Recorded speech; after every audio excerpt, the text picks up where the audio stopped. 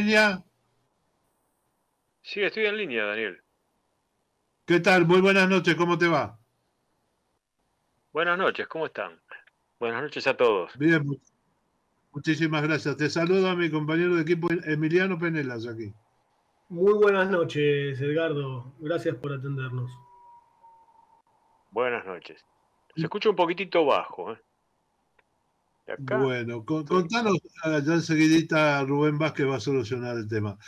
Contanos, Edgardo, por favor, cómo se han titulado tus libros dedicados al partido de Avellaneda. ¿Cómo hice los libros? O sea, ¿cómo se fundamentaron? No, ¿cómo sí, los No te escuché títulos y que no te escuché contienen, la ¿no? pregunta. ¿Hola? Hola, tengo dificultades para Sí, escuchar. Edgardo, ¿cómo se llaman los libros que escribiste sobre Avellaneda y de qué tratan?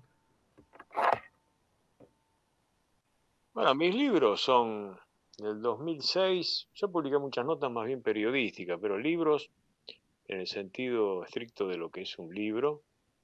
Uno que es la historia del barrio Crucecita, que se llama La Crucecita de Barracas al Sur. Luego escribí un libro bastante extenso, con mucha información, que es Barracas al Sur, la vida cotidiana, desde 1870 a 1970, en donde aparecen notas de la vida cotidiana en lo deportivo, en lo artístico, en la vida del vecindario. Posteriormente escribí un libro de poesía, El País de los Otarios, Bicentenario, en 2009, que lo basa fundamentalmente en algunas situaciones de Avellaneda llevadas a la prosa. Y bueno, el año pasado edité en coautoría con otro historiador, Juan Manuel Huerga, eh, que es la historia de la construcción del puerto Dock Sud. Se llama el puerto Dock Sud, el puerto de Avellaneda. Esos son los libros. Bien. ¿Qué relación hay entre Avellaneda e Independiente, Edgardo, por favor? Bueno, la relación es que es uno de los 5 clubes más importantes del país y un club de reconocimiento internacional, y está en Avellaneda. O sea, no cualquier ciudad de la Argentina tiene un club grande. O sea, las excepciones son Avellaneda y la ciudad de Buenos Aires. O sea, eso ya es mucho. Eh, Independiente de Avellaneda hace más de un siglo que está. Si bien es un club muy porteño, yo diría más porteño que cualquiera, porque Independiente nació atrás del Cabildo. O sea, aunque sea una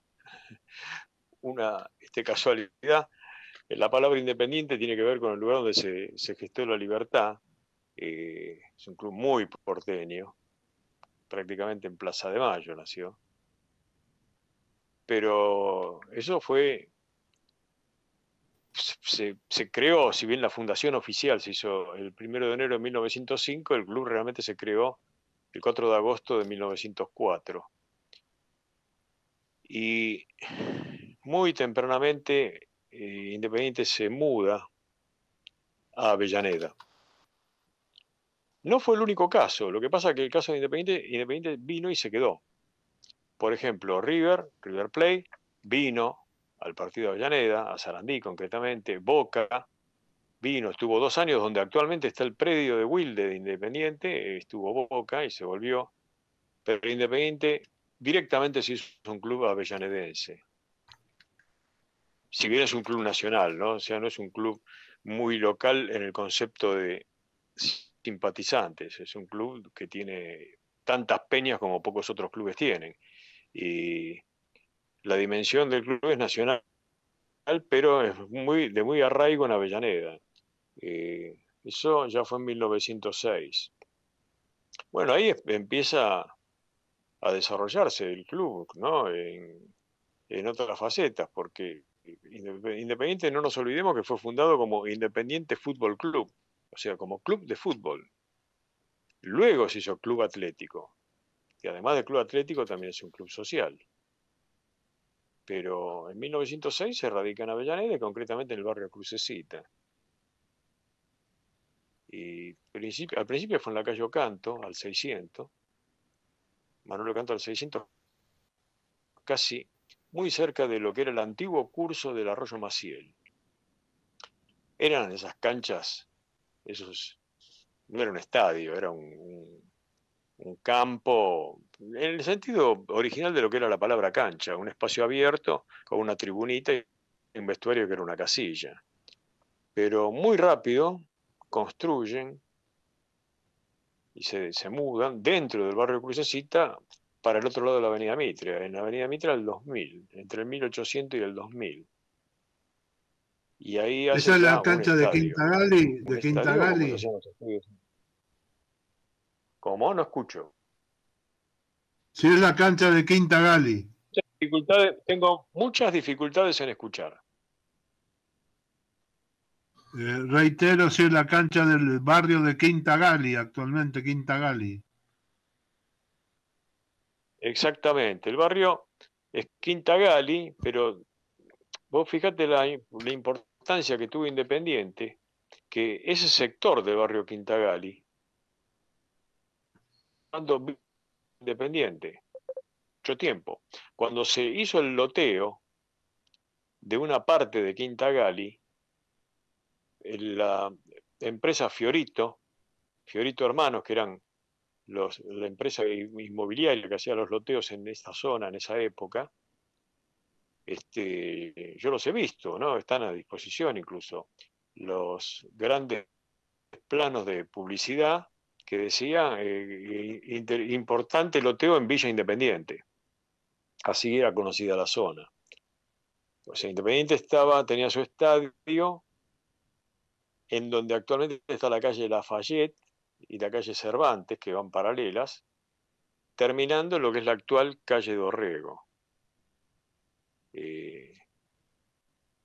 Pero bueno, luego, como todos sabemos, fue un club, históricamente estaba bien administrado. La sede social era un edificio muy bonito, alquilado, en la calle Lavalle 75. Enfrente a donde está la actual escuela, que fue Residencia de Barcelona.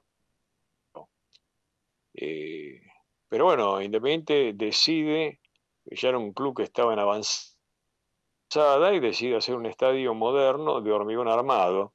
Comúnmente decimos, sí, de cemento, pero hormigón armado, que fue una estructura, desde un punto de vista de lo que era la ingeniería de esa época, una mucha avanzada, y en particular por la visera que tenía, autosostenida, autosoportada de un extremo. Y bueno, eso fue lo que lo pone a la ciudad de Avellaneda también a la vanguardia en el aspecto de lo que es la construcción y la arquitectura deportiva. O sea, no había ningún otro lugar en Sudamérica, no en la Argentina, con un estadio de esas características. O sea que Avellaneda, en ese sentido, a Independiente, además de tener uno de los clubes más importantes con logros deportivos, tenía también un lugar de primer orden a nivel internacional, en lo que fue el estadio de la visera, no de la doble visera. La doble visera se empieza a construir en 1960. La visera original estaba de lo que sería el lado de la calle Alsina. Y bueno, eso le dio un aporte importante a Avellaneda, lo mismo que cuando construye la primera pileta olímpica, que en esa época había dos lugares donde había pileta olímpica, que eran Vélez Arfield e Independiente. No era tan común. O sea, hoy hay cosas que son bastante comunes, pero hay que ubicarse para cada cosa en su tiempo, ¿no?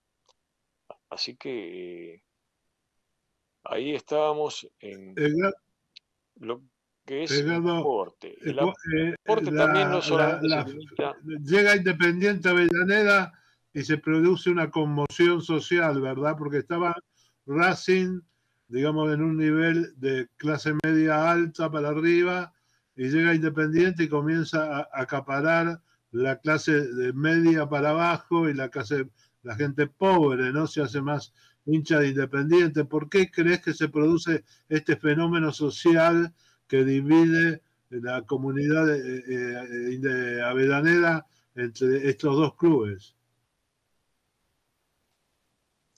Bueno, lo que voy a dar es una opinión personal. Yo lo investigué bastante esto, pero en el caso particular de Racing, Racing fue el primer club. Racing se fundó en lo que todavía se llamaba Barracas al Sud, en 1903, porque el nombre del municipio cambió en 1904. Racing se fundó en Barracas al Sud, en Avellaneda, siempre estuvo acá, y en esa época, lo mismo cuando estaba Independiente, acá también, el fútbol no era muy popular. El fútbol era un deporte más británico. Los creadores de los deportes modernos, de casi todos los deportes modernos, excepto el básquetbol y algún otro más, fueron los británicos. Y era bastante elitista. Por eso, a veces mucho se confunde, pero el primer club grande que sacó 9 campeonatos seguidos fue el Lomas Athletic. Todavía existe ese club en Lomas de Zamora. Lo que pasa es que cuando la asociación, o sí, la asociación de rugby, dice que cualquier club afiliado a la liga de rugby, para poder continuar, no puede participar en fútbol, Lomas Athletic se desafilió de la liga de fútbol y Racing se desafilió de la liga de rugby. Entonces es como que el Lomas Athletic no cuenta, pero en realidad el Lomas Athletic fue el primer club de gran dimensión porque sacó 9 campeonatos seguidos. Pero bueno, volvamos a Racing, que está en Avellaneda, no en Lomas. Fue el primer club criollo, con jugadores criollos, que ganó en la liga oficial. En esa época solamente los clubes que ganaban tenían ingleses, hasta los árbitros, todo era británico. ¿Y qué pasa? Ahí el intendente Barceló y toda su familia, todos los Barceló, como curiosidad, son los primeros políticos que se empiezan a interesar, que les empieza a gustar el fútbol, y se hicieron hinchas de Racing. Y promovieron en la aristocracia argentina y en los altos niveles a Racing. Y bueno, eso hizo que Racing tenía muchos simpatizantes fuera de la ciudad de Avellaneda. O sea, gente de poder, que por eso a veces se le dice los millonarios a River. Yo creo que los millonarios los primeros eran Racing.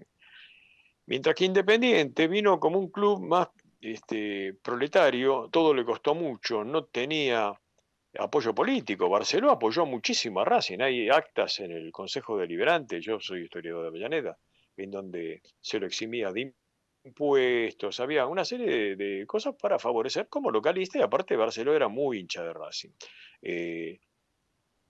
Independiente hizo las cosas siempre a pulmón. Todo, el estadio, todo lo que Independiente hizo, lo hizo a pulmón. No fue ayudado por la política de ninguna época. Y en esa época ya los sectores, digamos, más proletarios simpatizaban con Independiente. Eso yo te tendría que decir que es un fenómeno muy difícil de explicar. A veces yo encuentro argumentos, pero no me animo a por ejemplo, válidos, podemos decir la gente de la fábrica, la gente de la fábrica,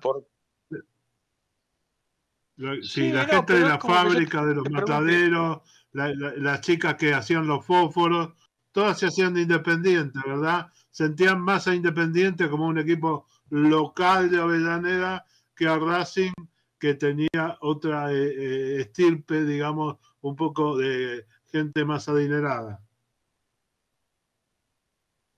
Mira, si te tengo que decir mi opinión, Daniel, pero esto es una opinión, yo lo estudié bastante el tema, pero no deja de ser una opinión. Yo creo que ya en avanzada la década de 1910 y sobre todo la del 20, viendo que ciertos sectores del conservadorismo estaban muy volcados a Racing. En Avellaneda, todo lo que no fuera conservador, que eran radicales o irigoyenistas o socialistas, y se volcaban al otro club, que era Independiente. Eso no quiere decir que en Avellaneda no hubiese habido hinchas de Boca también, pero mayoritariamente eran de Independiente. Y bueno, es un dato de la realidad. Ahora, después hay cosas que también tiene que ver después con la difusión. En esa época todavía no existía ni la televisión, los diarios lo leían pocas personas, y la radio todavía, la radiofonía hasta 1923 no existió y mucho después empezó a transmitir fútbol. O sea que el por qué, yo pienso que tiene que ver que fue una posición de antagonismo con los sectores de los partidos conservadores, que los representaba De Barceló. acuerdo, de acuerdo, de acuerdo, de De acuerdo a hecho, lo que me estás contando, me surge la duda. La bandera radical, los colores radicales, ¿no? Radical es muy ligado a Avellaneda, ¿verdad? Recordemos la Casa Radical en la Avenida Belgrano, donde salió Alfonsín, por ejemplo, Grispul y demás, ¿no? Toda la gente que después fue gobierno nacional con la llegada de la democracia. Pero inicialmente los colores radicales eran otros, no eran rojo y blanco. ¿Habrá tenido algo que ver esta circunstancia con Independiente, este cambio de colores del radicalismo? realmente te tengo que decir la verdad, no lo sé. Puede ser, pero no lo sé. En general, eh, eh, todo es posible, pero también la gente que es socialista te dicen que Independiente es rojo, lo mismo que Argentino Junior porque había socialistas. Yo eso creo que no es así. Lo del radicalismo no lo sé. Lo que sí sé es que predominaban en las comisiones directivas del club Independiente gente que no era más bien de extracción conservadora. O sea, algo de realidad hay en eso. Y también aclaremos una cosa, que Independiente se empezó a ser popular y dejó de ser Independiente Fútbol Club y se transforma en Club Atlético. Pero además de Atlético, Independiente siempre fue un club social y muy popular. Eh, yo pienso que Racing era más restringida la actividad social. Independiente tempranamente tuvo una biblioteca pública abierta y muy utilizada, en esa época se usaba mucho las bibliotecas públicas, muy utilizada por los chicos de todas las escuelas. Y no nos olvidemos que durante muchísimo tiempo Independiente regalaba 2.000 becas por año a los chicos de las escuelas, a los chicos proletarios de las escuelas, 2.000 becas por año para que pudieran practicar cualquier deporte, cualquier actividad, gratuitamente. Pero eso tenía un costo, o sea, gratis no hay nada, lo pagaba el club, lo pagaban los socios. Fue el primer club acá que tuvo escuela primaria y después secundaria. Esas cosas no hay que olvidarlas y no hay que olvidarse de otra cosa que no es menor. Fue el primer club, no solo de Avellaneda, sino uno de los primeros clubes de la Argentina que entre 1927 y 1928 permitió la asociación de mujeres. Los clubes antes eran netamente para los hombres, para los varones.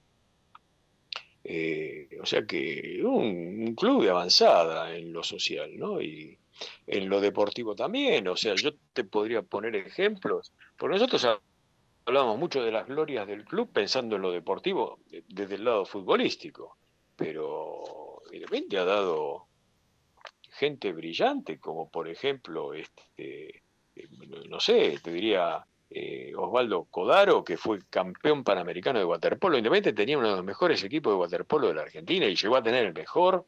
El caso de Osvaldo Codaro fue campeón panamericano, fue olímpico.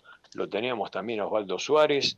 Osvaldo Suárez ganó la maratón de la carrera de San Silvestre, fue campeón panamericano de atletismo, y es más, cuando estaba por ir a las Olimpiadas del año 56, como él había recibido un premio de Perón, el gobierno de ese momento, que era el gobierno que había derrocado a Perón, consideró que era, no sé, ideológicamente un enemigo del país y no le permitió ir a competir. Se sabía que Osvaldo Suárez, si iba, era el atleta más preparado para ganar la maratón.